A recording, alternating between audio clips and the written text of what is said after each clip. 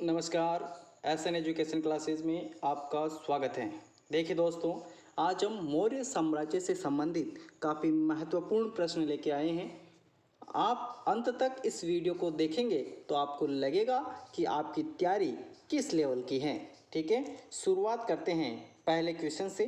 पहला क्वेश्चन है, अशोक का रुमिनदेही संबंधित हैं। ऑप्शन ए बुद्ध के जन्म से, ऑप्शन बी बुद्ध के ज्ञान प्राप्ति स्थल से, ऑप्शन सी बुद्ध के प्रथम उपदेश से, ऑप्शन डी बुद्ध के शरीर त्याग से। जल्दी से बताइए इसका सही आंसर क्या होगा। अशोक का रुमिनदेही संबंधित हैं, तो इसका सही आंसर होगा दोस्तों ऑप्शन ए बुद्ध के जन्म से संबंधित हैं। अशोक का रुमिनदेही किससे संबंधित हैं? बुद्ध के जन्म से। ठीक है, चलिए क्वेश्चन नंबर 2 देखिए। अच्छा क्वेश्चन है, निम्नलिखित में से किस राजा के अभिलेख से यह ज्ञात होता है कि शाक्य मुनि बुद्ध का जन्म लुम्बिनी ग्राम में हुआ? Option A Kanishka, option B Ashok, option C Chandragupta Maurya, option D Harsh. जल्दी से बताइए इसका सही आंसर क्या होगा। तो मेरे प्यारे दोस्तों, इसका सही आंसर होगा ऑप्शन बी अशोक। ठीक है, अशोक इसका बिल्कुल सही आंसर होगा। चलिए क्वेश्चन नंबर 3 देखिए। क्वेश्चन नंबर 3, निम्नलिखित में से किस अभिलेख में अशोक ने करों में कुछ रियायतें दी? ऑप्शन ए लघु शिलालेख सासाराम, ऑप्शन बी भाब्रू बेराट शिलालेख, ऑप्शन सी लुम्बिनी स्तंभ लेख, ऑप्शन डी शिलालेख 12। जल्दी से बताइए कि इसका सही आंसर क्या होगा।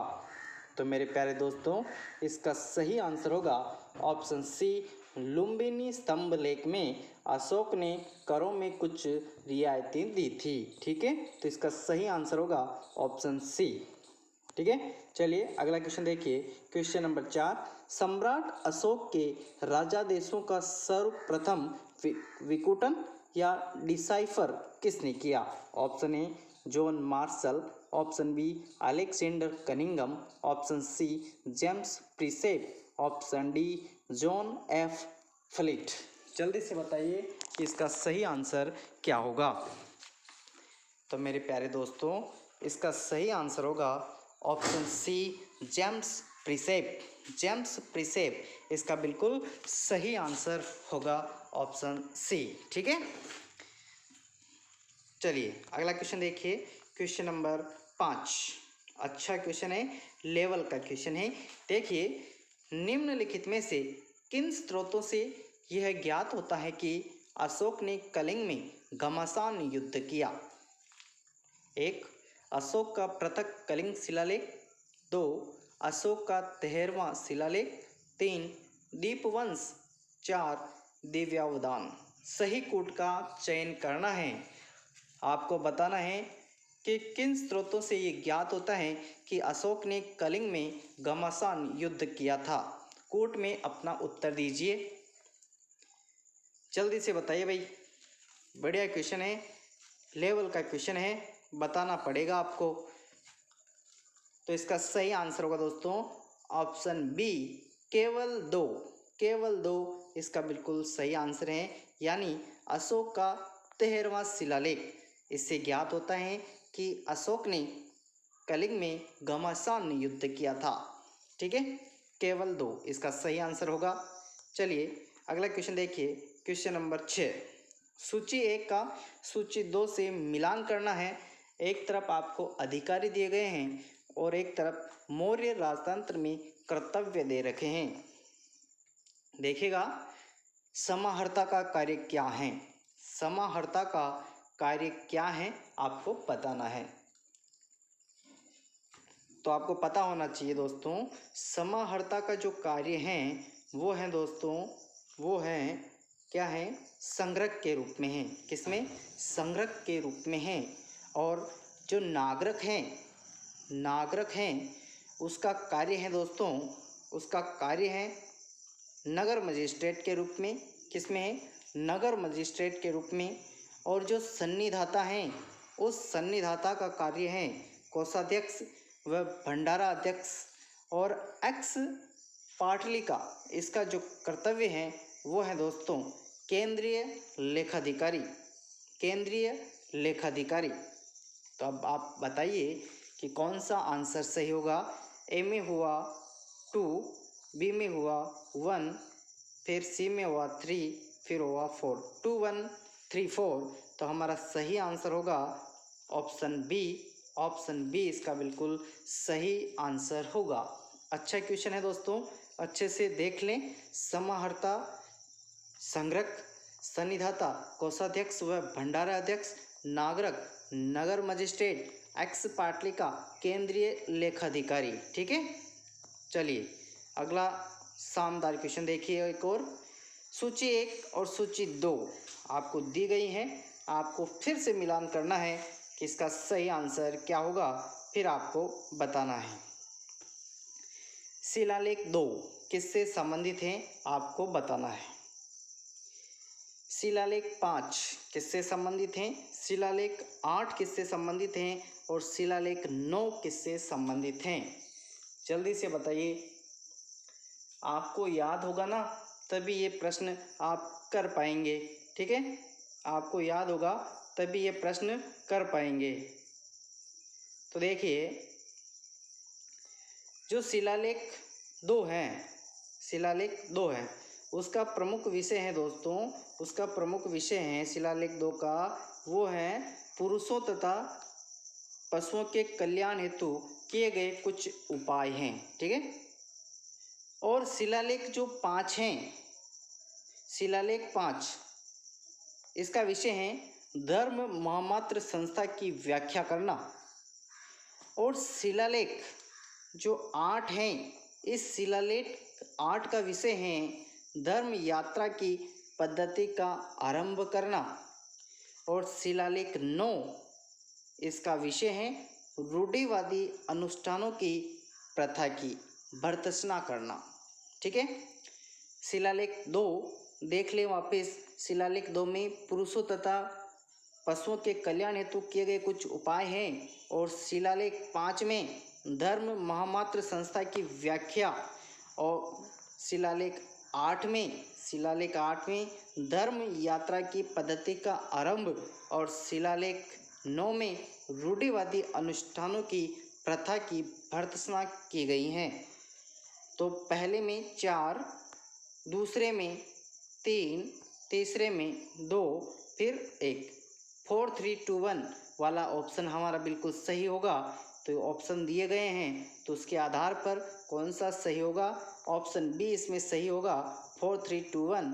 Option B is the right answer. ठीक है, भारी क्वेश्चन है दोस्तों, भारी क्वेश्चन से डरना नहीं है, सामना करना है। एग्जाम में जब प्रश्न आ जाएंगे तो फिर क्या करेंगे, फिर भागेंगे थोड़ी, नहीं भागेंगे ना, सामना करना पड़ेगा, मुसीबतों से सामना करना पड़ेगा। तो ये मुश्किल प्रश्न है, कठिन प्रश्न है, एक बार आपको अच्छे से देखना होगा। क्वेश्चन नंबर 8, निम्न में से कौन सा कथन असत्य है। Option A Chandragupta Sandrocottus, option B Bindusara Amitraghata, option C Chanakya Vishnugupta, option D Ashoka Apriyadarshi. जल्दी से बताइए कि इसका सही आंसर क्या होगा। तो मेरे प्यारे दोस्तों, इसका सही आंसर होगा ऑप्शन डी। ऑप्शन डी जो है अशोक, इसे प्रियदर्शी के नाम से जाना जाता है, इसलिए यह कथन असत्य होगा। ऑप्शन डी इसका बिल्कुल सही आंसर होगा। चलिए क्वेश्चन नंबर 9, अच्छा क्वेश्चन है। निम्नलिखित में से कौन से अभिलेखों में अकाल से निपटने के उपायों का वर्णन है। ऑप्शन ए शाहबाजगढ़ी अभिलेख और मास्की अभिलेख, ऑप्शन बी शाहबाजगढ़ी अभिलेख और महास्थान अभिलेख, ऑप्शन सी सोहगोरा ताम्रपत्र और मास्की अभिलेख, ऑप्शन डी सोहगोरा ताम्रपत्र और महास्थान अभिलेख। जल्दी से बताइए कि इसका सही आंसर क्या होगा। तो मेरे लाल लालियों, इसका जो सही आंसर होगा वो होगा ऑप्शन डी सोहगोरा ताम्रपत्र और महास्थान अभिलेख। इसमें अकाल से निपटने के उपायों का वर्णन मिलता है, तो इसका सही आंसर होगा ऑप्शन डी। ठीक है, नोट करते रहिए प्रश्न और अपने आप को देखते रहिए कि आप कितने सही कर पा रहे हैं। क्वेश्चन 10 लेवल का क्वेश्चन है, गजब का क्वेश्चन है, सही करके बताइए। चैलेंज है, 100 में से मुश्किल से 1-2 सही कर पाएंगे। चलिए क्वेश्चन नंबर 10 देख तो लीजिए। तीर्थ यात्रा के दौरान सम्राट अशोक ने निम्न स्थानों का भ्रमण किया। उन्होंने किस मार्ग का अनुगमन किया? गया, कपिलवस्तु, कुशीनगर, लुम्बिनी, सारनाथ और श्रीवास्तवी। आपको बताना है कि तीर्थ यात्रा के दौरान सम्राट अशोक ने जिन स्थानों का भ्रमण किया, उन्होंने किस मार्ग का अनुगमन किया था? जल्दी से बताइए। आपके पास कूट है, सही कूट का चयन करना है। तो मेरे लाल लालियों देखिएगा, अशोक ने जो तीर्थ यात्रा की थी उसमें सबसे पहले वो गया गए थे। कहाँ गए?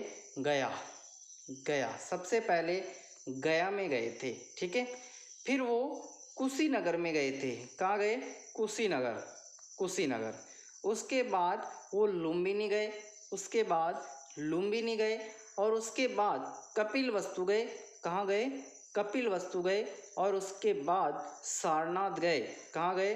फिर सारनाथ गए और लास्ट में श्रीवास्तवी गए। तो ये ठीक है।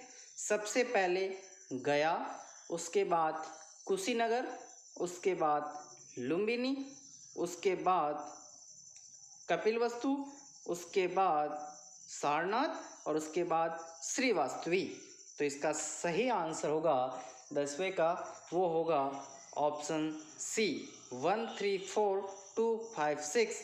ऑप्शन सी इसका बिल्कुल सही आंसर होगा। और ये अच्छा क्वेश्चन है, अगर पूछ लिया एग्जाम में तो आप निश्चित रूप से लीड में होंगे, ठीक है, लीड में होंगे। चलिए अगला क्वेश्चन देखिए, क्वेश्चन नंबर 11। कौटिल्य के अर्थशास्त्र के अनुसार मौर्यकालीन न्याय व्यवस्था में निम्नलिखित न्यायालय अस्तित्व में थे। ऑप्शन ए धर्म महामात्र व धर्मस्थलीय, ऑप्शन बी धर्म महामात्र व रज्जुक, ऑप्शन सी रज्जुक व कंटक शोधन, ऑप्शन डी धर्मस्थलीय व कंटन शोधन। जल्दी से बताइए कि इसका सही आंसर क्या होगा, आपको बताना है। कौटिल्य के अर्थशास्त्र के अनुसार मौर्यकालीन न्याय व्यवस्था में निम्नलिखित न्यायालय अस्तित्व में थे। कौन कौन से न्यायालय अस्तित्व में थे उसको आपको बताना है। तो इसका सही आंसर होगा दोस्तों ऑप्शन डी धर्मस्थलीय व कंटन शोधन। धर्मस्थलीय व कंटन शोधन इसका बिल्कुल सही आंसर होगा। चलिए क्वेश्चन नंबर 12। निम्नलिखित मौर्य शासक बौद्ध धर्म के अनुयायी थे। ऑप्शन ए अशोक और चंद्रगुप्त, ऑप्शन बी अशोक और दशरथ, ऑप्शन सी बिंदुसार और अशोक, ऑप्शन डी अशोक और बिंदुसार। जल्दी से बताइए कि निम्नलिखित मौर्य शासक बौद्ध धर्म के अनुयायी थे, कौन कौन से थे? आपको ऑप्शन से बताना है कि कौन कौन बौद्ध धर्म के अनुयायी थे। तो इसका सही आंसर होगा दोस्तों ऑप्शन बी अशोक और दशरथ, ये बौद्ध धर्म के अनुयायी थे, ठीक है, अशोक और दशरथ। चलिए अगला क्वेश्चन देखिए, क्वेश्चन नंबर 13। निम्नलिखित में से किस पुस्तक में चंद्रगुप्त मौर्य को वृषल कहा है? चंद्रगुप्त मौर्य को वृषल कहा है, किसमें कहा है आपको बताना है। Option A Indica, option B Mahavamsa, option C Mudrarakshasa, option D अर्थशास्त्र। जल्दी से बताइए इसका सही आंसर क्या होगा। तो इसका सही आंसर होगा दोस्तों ऑप्शन सी मुद्रा राक्षस में चंद्रगुप्त मौर्य को वृषल कहा है, ठीक है, मुद्रा राक्षस में। तो देखिए मुद्रा राक्षस के जो लेखक हैं वो हैं दोस्तों विशाख दत्त। मुद्रा राक्षस के लेखक कौन है? विशाख दत्त, ठीक है, ये भी आपको याद रखना होगा। चलिए क्वेश्चन नंबर 14 देखिए। मेगास्थनीज के अनुसार पाटलिपुत्र का प्रशासन एक समिति द्वारा संचालित था। इस समिति में कितने सदस्य थे? Option A 10, option B 30, option C 25, option D 15। जल्दी से बताइए कि इसका सही आंसर क्या होगा। मेगास्थनीज के अनुसार पाटलिपुत्र का प्रशासन एक समिति द्वारा संचालित था और इस समिति में कितने सदस्य थे? तो वो सदस्य थे दोस्तों 30। कितने थे? 30। ऑप्शन बी इसका बिल्कुल सही आंसर होगा 30। ठीक है, चलिए अगला क्वेश्चन देखिए। क्वेश्चन नंबर 15, मौर्य समाज के 7 वर्णों में विभाजित होने का उल्लेख निम्नलिखित में से किसमें मिलता है? ऑप्शन ए अशोक के शिलालेख, ऑप्शन बी पुराण, ऑप्शन सी मेगास्थनीज की इंडिका, ऑप्शन डी कौटिल्य का अर्थशास्त्र। मौर्य समाज के 7 वर्गों में विभाजित होने का उल्लेख किसमें मिलता है? तो इसका सही आंसर है दोस्तों मेगास्थनीज की इंडिका। मेगास्थनीज की इंडिका। ठीक है, इंडिका अगर पूछ ले, इंडिका जो पुस्तक है उसके लेखक कौन है? तो मेगास्थनीज। ठीक है, मेगास्थनीज। इसी में मौर्य समाज के 7 वर्गों में विभाजित होने का उल्लेख मिलता है। ठीक है, याद हो जाएगा। बढ़िया, बहुत बढ़िया भाई। चलिए क्वेश्चन नंबर 16, अशोक के 2 प्रमुख शिलालेख हमें संगम राज्य के विषय में बताते हैं, वो कौन से हैं? ऑप्शन ए दूसरा और 13वां, ऑप्शन बी तीसरा और 13वां, ऑप्शन सी दूसरा और 12वां, ऑप्शन डी 8वां और 10वां। जल्दी से बताइए इसका सही आंसर क्या होगा? अशोक के कौन से 2 प्रमुख शिलालेख हैं जो हमें संगम राज्य के विषय में बताते हैं? तो वो हैं दोस्तों, वो हैं ऑप्शन ए दूसरा और 13वां शिलालेख। दूसरा और 13वां शिलालेख हमें संगम राज्य के विषय के बारे में बताता है। ठीक है, याद रहेगा, जिंदगी भर याद रखना है। रीट के जो एग्ज़ाम हैं, ठीक ना, बहुत पास में हैं, इसलिए अच्छे से पढ़ते रहिए। क्वेश्चन नंबर 17, अशोक के अपने राज्याभिषेक के 4थे वर्ष में निग्रोध के प्रभाव से प्रभावित होकर किससे बौद्ध धर्म की दीक्षा ली थी? Option A Nagarjuna, option B Nigrodha, option C Upagupta, option D उपयुक्त सभी से। आपको बताना है अशोक ने अपने राज्याभिषेक के 4थे वर्ष में निग्रोध के प्रभाव से प्रभावित होकर किससे बौद्ध धर्म की दीक्षा ली थी? तो इसका सही आंसर होगा ऑप्शन सी उपगुप्त। उपगुप्त से इन्होंने दीक्षा ली थी। ठीक है, चलिए अगला क्वेश्चन देखिए। क्वेश्चन नंबर 18, ये भी क्वेश्चन अच्छा है। मौर्य काल में सीता से क्या तात्पर्य है? ऑप्शन ए एक देवी, ऑप्शन बी एक धार्मिक संप्रदाय, ऑप्शन सी राजकीय भूमि से प्राप्त आय, ऑप्शन डी ऊसर भूमि। आपको बताना है मौर्य काल में सीता किसे कहा जाता था? मौर्य काल में सीता किसे कहा जाता था? तो वह है दोस्तों राजकीय भूमि से प्राप्त आय को सीता कहा जाता था। मौर्य काल में राजकीय भूमि से जो आय प्राप्त होती थी उसे क्या कहा जाता था? सीता कहा जाता था। ठीक है, अब याद रखना। ठीक है ना, गलत हो गया कोई बात नहीं, अब याद रखना है। क्वेश्चन नंबर 19, बुलंदी बाग कहाँ का प्राचीन स्थान था? Option A Pataliputra, option B Takshashila, option C Ujjain, option D Karnataka. आपको बताना है बुलंदी बाग कहाँ का प्राचीन स्थान था? तो मेरे लाल लालियों, इसका जो सही आंसर होगा वो होगा पाटलिपुत्र। क्या होगा? पाटलिपुत्र। बुलंदी बाग पाटलिपुत्र का एक प्राचीन स्थान था। ठीक है, इसके बारे में कुछ इम्पोर्टेंट तथ्य देखिए। बुलंदी बाग पाटलिपुत्र का प्राचीन स्थान था। यहाँ से उत्खनन में लकड़ी के विशाल भवनों के अवशेष प्रकाश में आए। इन्हें प्रकाश में लाने का श्रेय स्पूनर महोदय को है। किसे हैं? स्पूनर महोदय को प्रकाश में लाने का श्रेय है। ठीक है, अच्छा क्वेश्चन है, याद रखेंगे। क्वेश्चन नंबर 20, पाटलिपुत्र में स्थित चंद्रगुप्त का महल किस चीज से बना था? ऑप्शन ए सोने से, ऑप्शन बी लोहे से, ऑप्शन सी लकड़ी से, ऑप्शन डी चांदी से। आपको बताना है पाटलिपुत्र में जो चंद्रगुप्त का महल है वो किससे बना हुआ था? तो इसका सही आंसर होगा दोस्तों ऑप्शन सी लकड़ी से। चंद्रगुप्त का महल किससे बना हुआ था? पाटलिपुत्र में लकड़ी से बना हुआ था।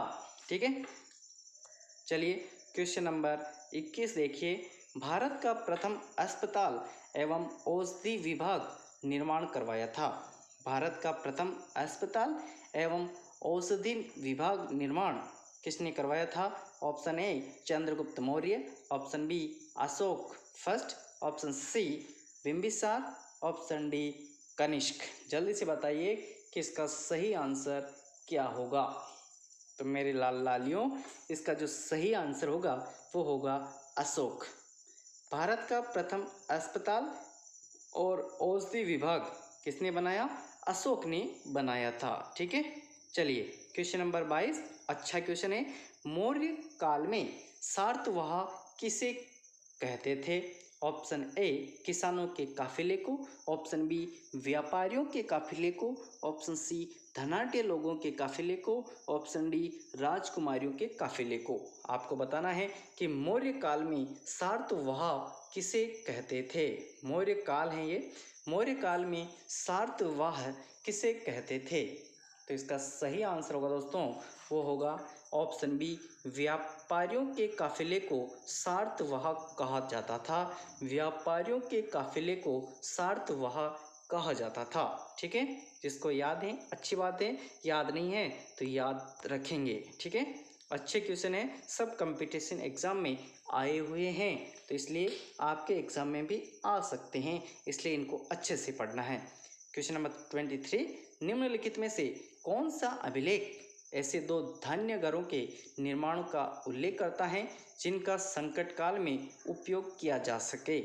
ऑप्शन ए मधुबन ताम्रपत्र, ऑप्शन बी सोगोरा ताम्रपत्र, ऑप्शन सी पूना ताम्रपत्र, ऑप्शन डी दामोदरपुर ताम्रपत्र। जल्दी से बताइए कि इसका सही आंसर क्या होगा। कौन सा अभिलेख ऐसे दो धान्य घरों के निर्माण का उल्लेख करता है जिनका संकट काल में उपयोग किया जा सके? तो इसका सही आंसर होगा दोस्तों ऑप्शन बी सोगोरा ताम्रपत्र। ऑप्शन बी इसका बिल्कुल सही आंसर होगा सोगोरा ताम्रपत्र। ठीक है, चलिए क्वेश्चन नंबर 24 लेवल का क्वेश्चन है। अशोक के स्तंभ लेख के शीर्ष पर उत्कीर्ण मिलता है।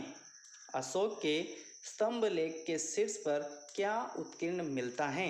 ऑप्शन ए सिंह, अश्व, हाथी तथा बैल, ऑप्शन बी सिंह, अश्व, हाथी और गेंडा, ऑप्शन सी सिंह, अश्व, गेंडा और बैल, ऑप्शन डी अश्व, गेंडा, बैल और हाथी। जल्दी से बताइए इसका सही आंसर क्या होगा। अच्छा क्वेश्चन है ये, तो इसका सही आंसर होगा दोस्तों ऑप्शन ए सिंह, अश्व, हाथी और बैल। अशोक के स्तंभ लेख के शीर्ष पर ये उत्कीर्ण मिलते हैं।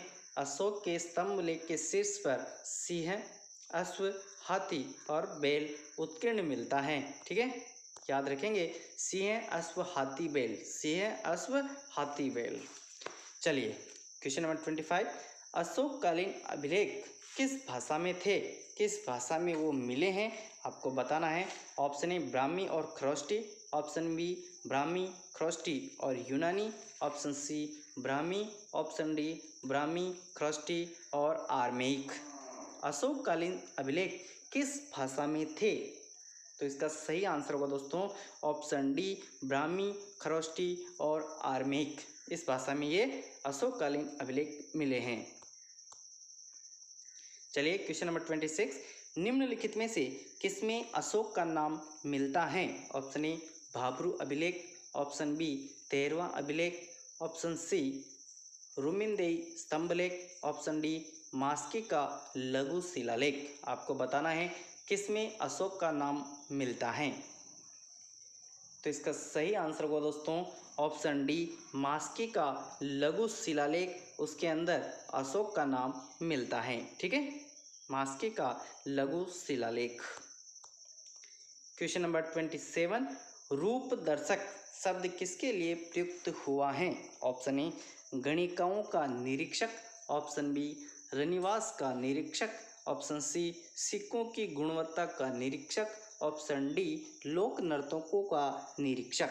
आपको बताना है रूप दर्शक शब्द किसके लिए प्रयुक्त हुआ है। तो मेरे प्यारे दोस्तों इसका सही आंसर होगा ऑप्शन सी सिक्कों की गुणवत्ता का निरीक्षक, उसके लिए रूप दर्शक शब्द प्रयुक्त हुआ है, सिक्कों की गुणवत्ता का निरीक्षक। ठीक है, याद रहेगा, बहुत बढ़िया।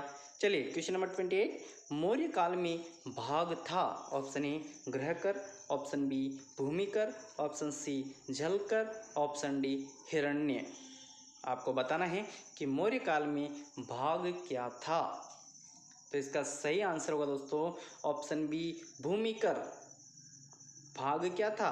भाग एक प्रकार का भूमिकर था। ठीक है, चलिए क्वेश्चन नंबर 29, मौर्य काल में माप और तोल का अध्यक्ष था।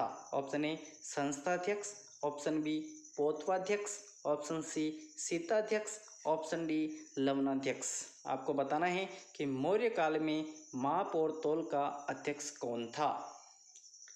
तो मेरे लाल लालियों, इसका सही आंसर होगा ऑप्शन बी पोतवाध्यक्ष। मौर्य काल में माप और तोल का जो अध्यक्ष था उसे कहा जाता है पोतवाध्यक्ष कहा जाता था। ठीक है, पोतवाध्यक्ष।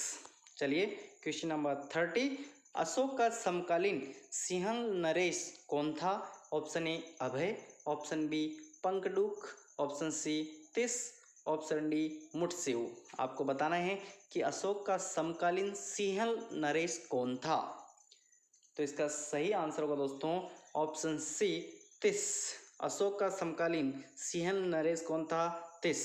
ठीक है, चलिए क्वेश्चन नंबर 31, कौटिल्य के अर्थशास्त्र के अनुसार राजा की ओर से सिक्के ढलवाने वाले अधिकारी की संज्ञा थी। ऑप्शन ए लक्षणाध्यक्ष, ऑप्शन बी पोतवाध्यक्ष, ऑप्शन सी रूपदर्शक, ऑप्शन डी संग्रहिता। आपको बताना है कि कौटिल्य के अर्थशास्त्र के अनुसार राजा की ओर से सिक्के ढलवाने वाला अधिकारी क्या कहलाता था। सिक्के ढलवाने वाला अधिकारी क्या कहलाता था? तो इसका सही आंसर होगा दोस्तों ऑप्शन ए लक्षणाध्यक्ष। क्या है? लक्षणाध्यक्ष कहलाता था। ठीक है, चलिए क्वेश्चन नंबर 32, सम्राट अशोक का एकमात्र उत्कीर्ण शिला रूपचित्र कहाँ पर मिला है। अशोक का एकमात्र उत्कीर्ण शिला रूपचित्र कहाँ पर मिला है। Option A Sanchi, option B Amaravati, option C Ajanta, option D Kanaganahalli. जल्दी से बताइए इसका सही आंसर क्या होगा। तो इसका सही आंसर होगा दोस्तों कनगहली। ऑप्शन डी इसका बिल्कुल सही आंसर होगा कनगहली। ठीक है, कनगहली। चलिए क्वेश्चन नंबर 33, किसके शासनकाल में डायमेकस भारत आया था। Option A Chandragupta Maurya, option B Bindusara, option C Kanishka, option D Ashoka. आपको बताना है कि किसके शासनकाल में डायमेकस भारत आया था। तो इसका सही आंसर होगा दोस्तों ऑप्शन बी बिंदुसार। बिंदुसार के शासनकाल में ये डायमेकस भारत आया था। ठीक है, चलिए क्वेश्चन नंबर 34, कौटिल्य का अर्थशास्त्र कितने अधिकरण में विभाजित हैं। Option A 10, option B 12, option C 13, option D 15। तो मेरे लाल लालियों, आसान क्वेश्चन है ये, आप बताइए फटाफट से। तो इसका सही आंसर जो है दोस्तों वो है ऑप्शन डी 15। कौटिल्य का अर्थशास्त्र 15 अधिकरण में विभाजित हैं।